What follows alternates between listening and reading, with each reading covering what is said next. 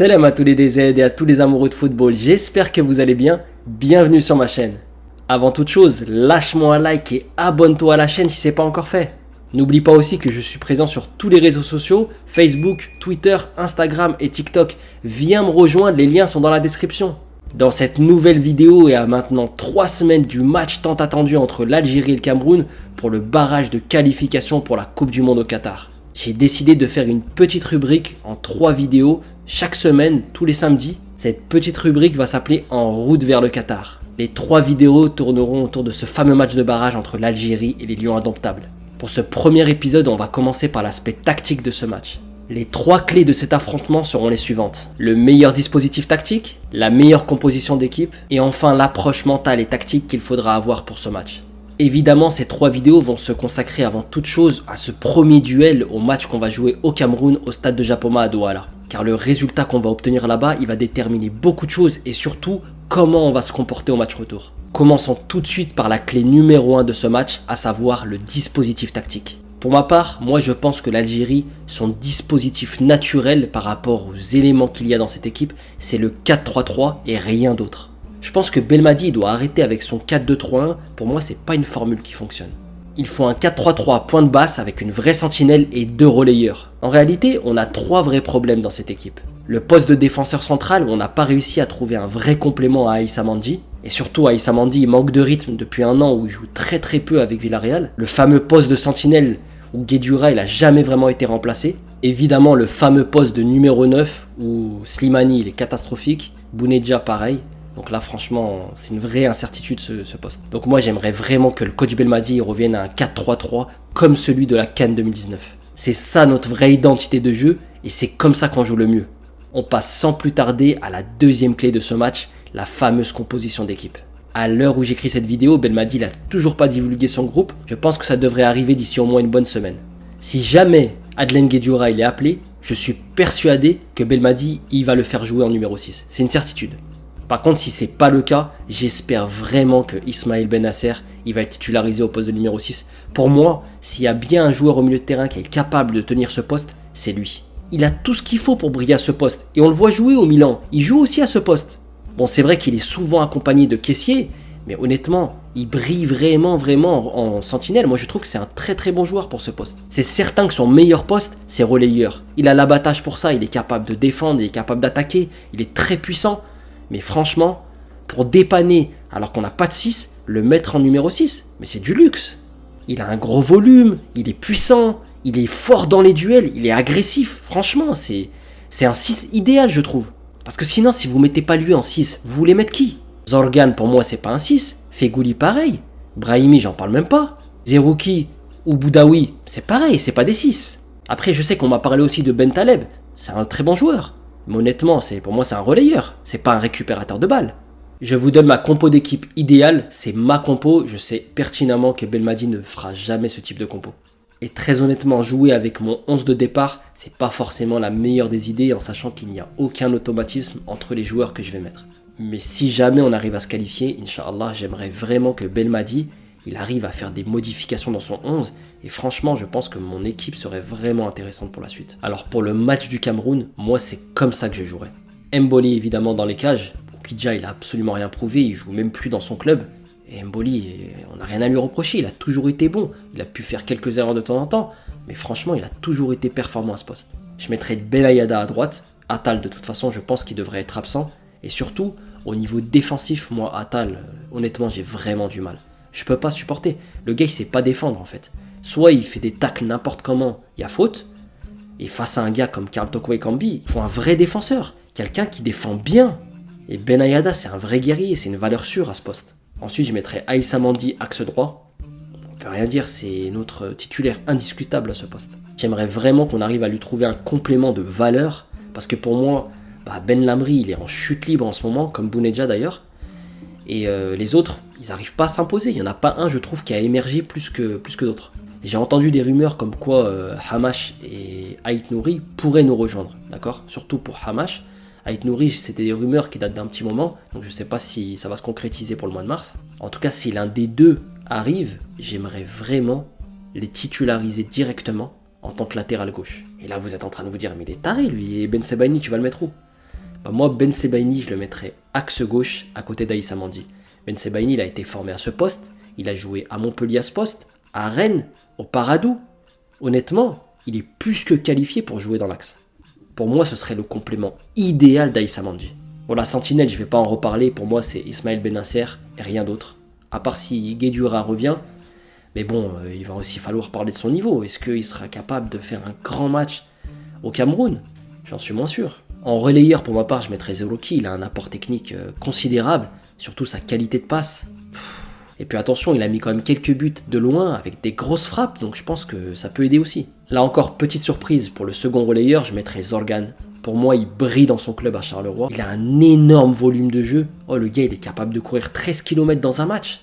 Pour moi, c'est le joueur qu'il nous faut à ce poste. Il a un énorme abattage. Après, vous allez vous dire que c'est très défensif comme milieu de terrain. Mais là-bas, comme je vous l'ai dit, on ne part pas pour essayer de marquer 2 ou 3 buts. On part pour essayer de faire un hold-up, de bien défendre et de réussir à contrer 1-0, 2-0. Essayer de revenir avec la victoire, mais sur le plus petit des scores. Belaïli sera sûrement titularisé à gauche. Et franchement, moi, je suis quand même inquiet.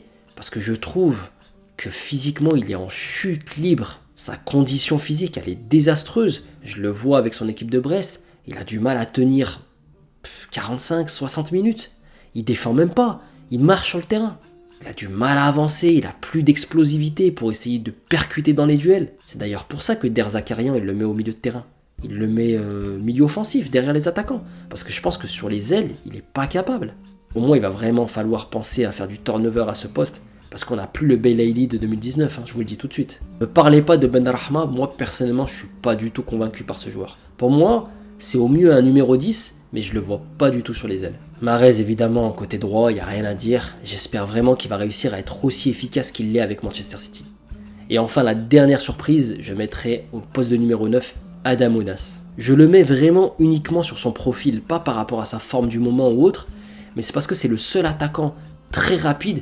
C'est un joueur qui est d'expérience, qui va très très vite, technique.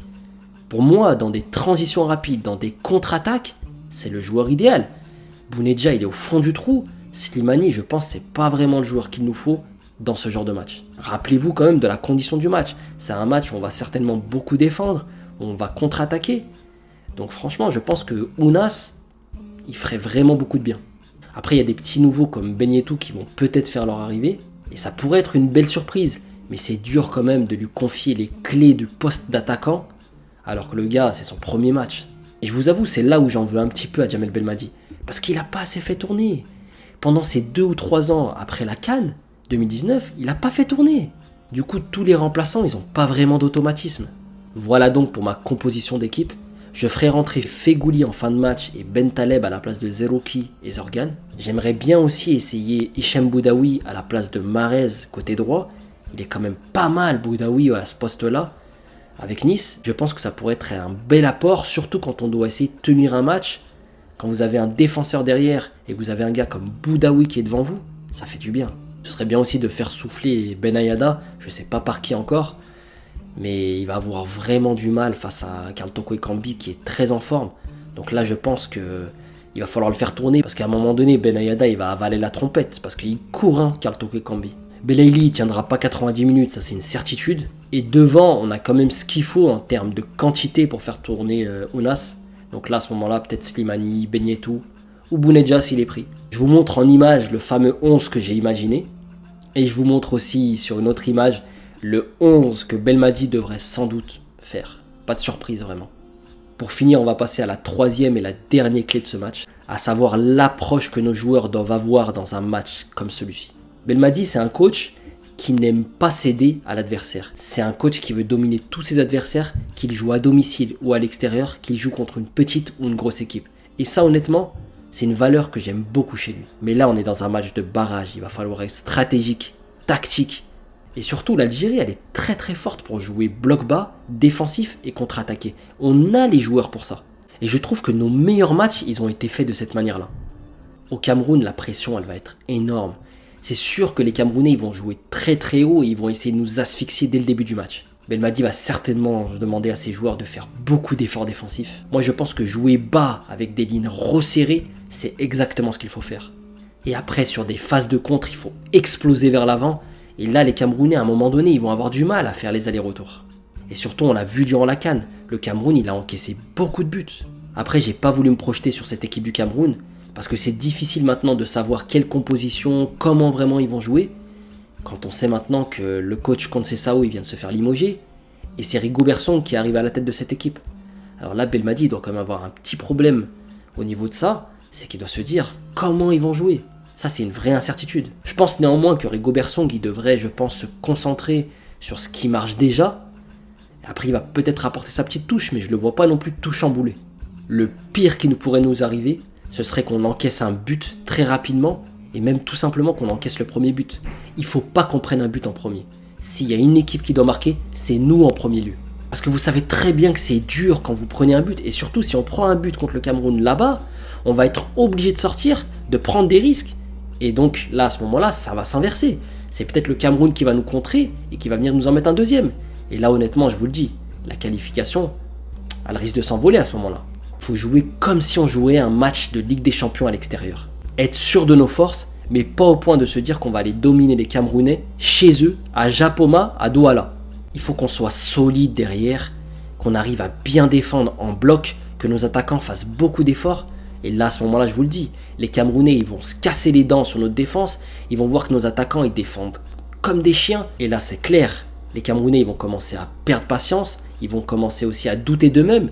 Et là, ils vont laisser des opportunités, faire des erreurs. Et c'est là où il faudra en profiter. La projection de nos milieux de terrain comme Zorgan ou Zerouki, elle va être essentielle dans ces transitions. Nos ailiers, leur qualité de passe et surtout la vitesse d'Adamounas, si jamais on jouait avec notre compo, elle ferait tellement de bien dans des contre-attaques. Moi en tout cas, c'est comme ça que j'ai imaginé cette rencontre, je sais pas pour vous, donnez-moi votre avis. Maintenant, je suis ni Belmadi, ni un crack de la tactique comme Marcelo Bielsa. Mais franchement, j'ai confiance en Belmadi, je suis persuadé que c'est un grand tacticien. Et puis surtout, dans un match comme ça, contre Rigobert Song, un nouveau coach, t'es obligé de le battre dans ce domaine. Les frères, maintenant vous me connaissez un peu, je réponds à tous vos messages dans les commentaires. J'essaye vraiment d'être actif à ce niveau-là. Alors mettez-moi votre 11 de départ, quelle équipe pour vous ce serait la meilleure d'aligner. Et à ce moment-là, je répondrai dans vos commentaires et je verrai vraiment s'il y a une des compos qui m'attire vraiment et peut-être que je ferai mon mea culpa. Lâche-moi un like et abonne-toi à la chaîne pour suivre mes prochaines vidéos. En attendant les frérots, prenez soin de vous et à très bientôt, Inch'Allah.